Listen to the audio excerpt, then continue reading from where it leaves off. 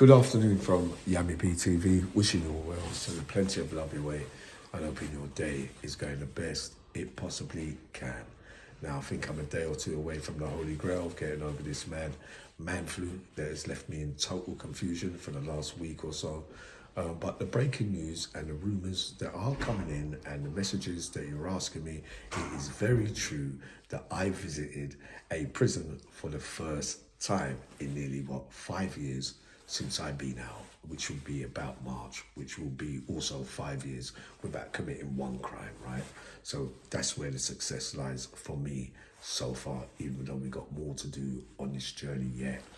And yeah, I've been at HMP Coldingley to visit my old pal, or my old mucker, Roger Vincent. So I went up there with my sister love Rachel, right? If this was the first year I was out, it'd be very daunting for me to go and sit behind a table to go and visit somebody else. But I've got to be perfectly honest, I never felt nothing today. I just felt, I felt like a normal human being, if that's possible, that I was going to visit an old mate, that I'm not thinking about going back to prison. It's not that you go and visit a prison and then you end up back in there, yeah, because you can only end up back in there if you committed a crime, right? So I was absolutely overjoyed to see Rog, looking well, looking trim, looking fit, who's rehabilitated. We've spent probably, I think it's about nearly 20 now out of that life sentence that he's paid his dues for.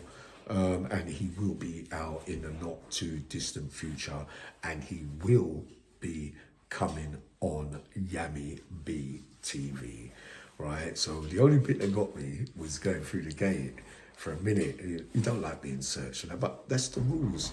But no, it didn't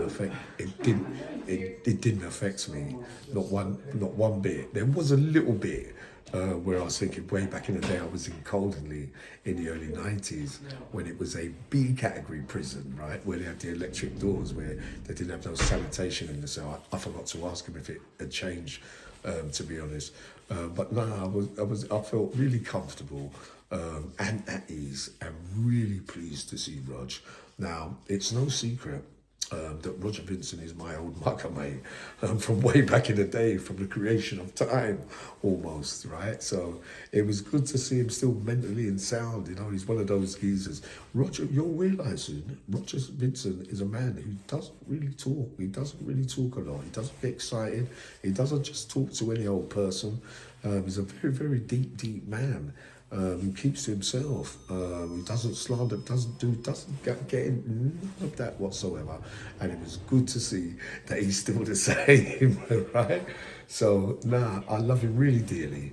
And yeah, he will be coming to Yammy TV. It's going to be how we're going to do this, right? The story is, he's got a story to tell. It won't be that one said this and that one said that and the bad blood between. So it's not that kind of stuff, all right? He's got his own story to tell and his truth, and things like that, all right? So we send special love to Roger Vincent's family today. But just to let you know, bloody hell, I might even go up to the Cat A soon and go and see Gary Tyson. And the other thing that we said, and we always said this on Yammy TV, when people are going up there, especially one from South London, I'm a fucking idiot, right? When you're talking about people in prison that can't answer for themselves, they haven't really got a voice to talk.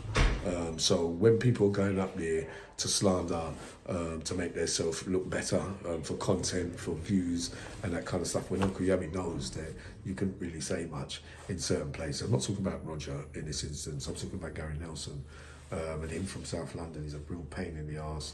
I had to put it on him the other day, all right?